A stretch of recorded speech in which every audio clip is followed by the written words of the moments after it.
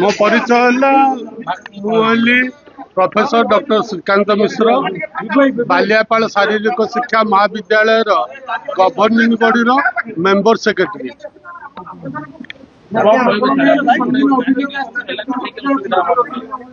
Dispute किसी ना आज तहसीलदार महोदय आसी एवं सी गोटे मीटिंग कन्वे करते आमर गवर्निंग बॉडी मेंबर मैंने आसी गवर्निंग बॉडी मेंबर मान सहित किसी ग्रामवासी अभियोग थिला से विषय में डिस्कसन चलता।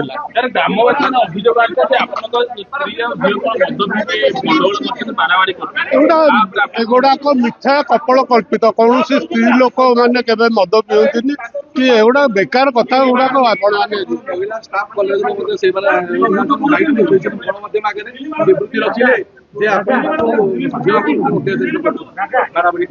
किए झील एगुड़ाक मिथ्या कथा ना से वीडियो कपल कल्पित से गुड़ा एडिटेड वीडियो सेमती किसी घटना घटना से दिन घटना शुणा चाहूँगी से घटना मु कहूँ जड़े आमर स्टाफ थिले जी कि स्टोर कीपर श्री प्रदीप कुमार गिरी तांकर गोटे इनडिसिप्लिन एक्शन नहीं एक्सप्लेनेशन मागी से विषय रे सुचंदा महापात्र आमर जी जूनियर क्लर्क अच्छा सी आसिक मत ऑफिस भितर घेराव कर रखी जेहेतु सी जन स्त्री लोक मुझे बाहर आसी पार्ली एमती दिन 2:30 3टा बाजीगला मो स्त्री एवं झील मत खावा भी डाकिया जाते जेहेतु मुझे जड़े डायबिटीज पेसेंट एत लेट है कहीं खावा को आसी ना तेणु मत डाकिया जाते से समय सी मत छाड़ी दौन यही समय सी मो मिसेस कहले सी डायबिटीज पेसेंट छाड़ू सी जीवे खाइबे सेठू थाना को कौटू मुझे अवगत करी हाँ थाना को हाँ थाना को कही थाना को कही सर आपण कहते वीडियो एडिट झील स्त्री तो आसिले वीडियो एडिट केमती है हो कौन एडिट है कौन देखते मुझे कथा जानी अरे खंडे देखते आ खंडे जोटा मूल जिन मत अवरोध करवा सेटा नथिबो मत जो अवरोध कर रखिते सेटा मैं भी डर नथिबो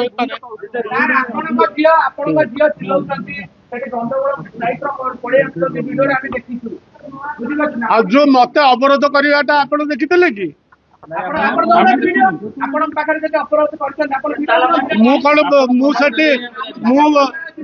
मुझे वीडियो करनी मो स्टाफ को लेकर वीडियो करी ना सब जिनस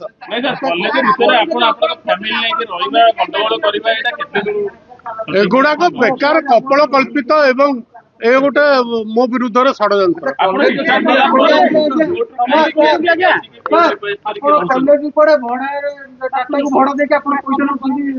मु भड़ार पैसा नौनी मैनेजमेंट भड़ा देती पैसाटा आसे मैनेज मिथ्या कथा तार संपूर्ण रेकर्ड अच्छी से पैसा कॉलेज अकाउंट को जाए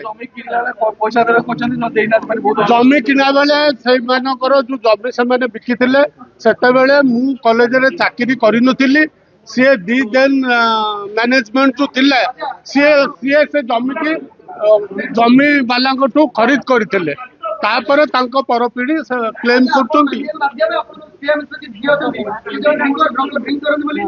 एगुड़ाक मिथ्या कथा एगुड़ाक बेकार कथा गुड़ाक खाली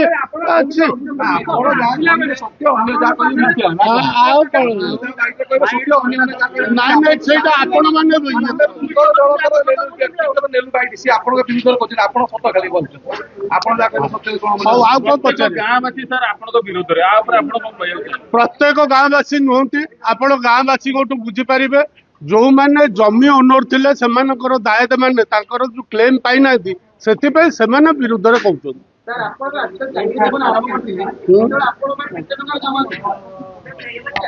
सेमिति मुझे टंकार जमार आसी मन मो पाखे सेमती किसी पुंजी ना जहाँ दरमा କମ୍ପ୍ଲେନ ଆସୁଛି ଆପଣ ଆପଣଙ୍କ ଝିଅକୁ ବି ପଇସା ନେଇଛନ୍ତି ମିଥ୍ୟା କଥା। ହ୍ୟୁମାନ ସାଗର ପଇସା ନେଇ 3-4 କୋଟି ଟଙ୍କା ଆପଣ ଝିଅ ଆଣିବ ଆପଣଙ୍କୁ ଦେଇଛନ୍ତି ସେଗୁଡାକ ମିଥ୍ୟା କଥା। ସେଇଟା ମୋର ବ୍ୟକ୍ତିଗତ, ମୁଁ କୋଉଠି ପ୍ଲଟ ଅଛି କଣ ଅଛି ନାଇଁ ନାଇଁ ମିଥ୍ୟା କଥା, ମିଥ୍ୟା କଥା, କପଳ କଳ୍ପିତ, ତାର କୌଣସି ପ୍ରମାଣ ଆପଣ ଦେଇପାରିବେ। ଜୋଇ କିଛି ଅଭିଯୋଗ ନାହିଁ, ମୋ ବ୍ୟକ୍ତିଗତ ମ୍ୟାଟରକୁ ଆସନ୍ତୁନି। ବର୍ତ୍ତମାନ ମୋ ଝିଅ ଆଉ ଜୋଇର ତାଙ୍କର ମିଳାମିଶା ଷ୍ଟେଜ ଚାଲିଛି, ତାକୁ ଆପଣ କଦର୍ଥ କରନ୍ତୁ। ଗଣମାଧ୍ୟମକୁ ସବୁ କଥା ଆସିବ ତାର କିଛି ମାନେ ନାହିଁ। ଏବେ ଏବେ ଏବେ ଶୁଣନ୍ତୁ ଶୁଣନ୍ତୁ ମୋ କଥାଟା ଶୁଣନ୍ତୁ। ଏବେ 2 ଦିନ 3 ଦିନ ତଳେ ମୋ ଜୋଇ ଆସିଥିଲେ ଭୋଗରାଇ ମେଳାକୁ, ସେଠୁ ସିଏ ତାଙ୍କର ପିଏ କୁ ପଠେଇଥିଲେ, ସିଏ ଆସିକି ଝିଅ ସାଙ୍ଗରେ କଥାବାର୍ତ୍ତା ହେଇ ଯାଇଥିଲେ।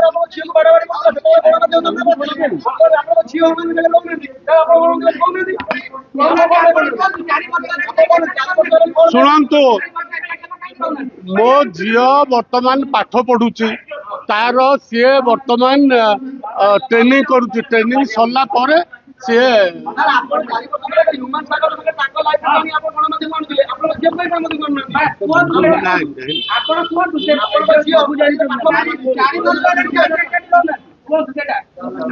ସେଇ ମୋ ବ୍ୟକ୍ତିଗତ କଥାକୁ ଆସନ୍ତୁନି ଦୟାକରି।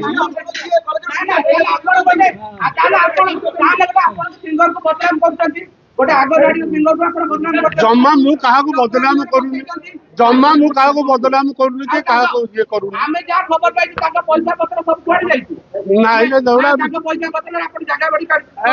ମିଥ୍ୟା ମିଥ୍ୟା ମିଥ୍ୟା ଆପଣ ସବୁ ମିଥ୍ୟା। ତାହେଲେ କୁହନ୍ତୁ, ଆପଣ କୁହନ୍ତୁ, ପଇସା ନେଇକି ଆପଣଙ୍କର ଦରମା କେତେ? ଆପଣ ଭୁବନେଶ୍ୱରରେ ଜାଗା କିଣିଛନ୍ତି, ପ୍ଲଟ କିଣିଛନ୍ତି, ଏତେ ପଇସା ଆସିଲା କୋଉଠି? ସିଏ କଣ କୋଉଠି କଣ କିଣିଛି ସେଇଟା ପ୍ରପର ଫୋରମରେ ମୁଁ ତାର ଉତ୍ତର ଦେବି।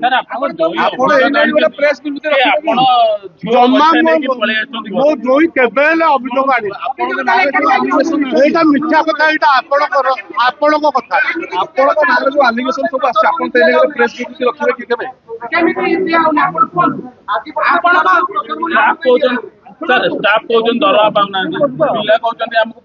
ଷ୍ଟାଫ ରେଗୁଲାର ଦରମା ପାଇଛନ୍ତି, ଗଲା ମାସ ପର୍ଯ୍ୟନ୍ତ ରେଗୁଲାର ଦରମା ଷ୍ଟାଫ ପାଇଛନ୍ତି।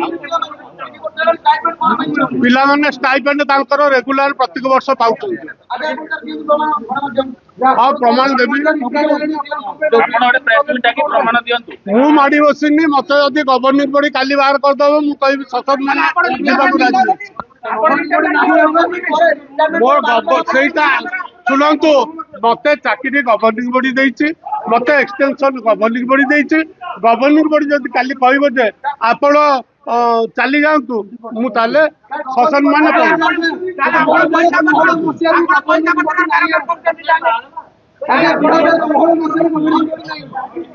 ସେଇଟା କୋର୍ଟରେ ଅଛି, ଆପଣ କୋର୍ଟର ପ୍ରମାଣ ପାଇପାରିବେ।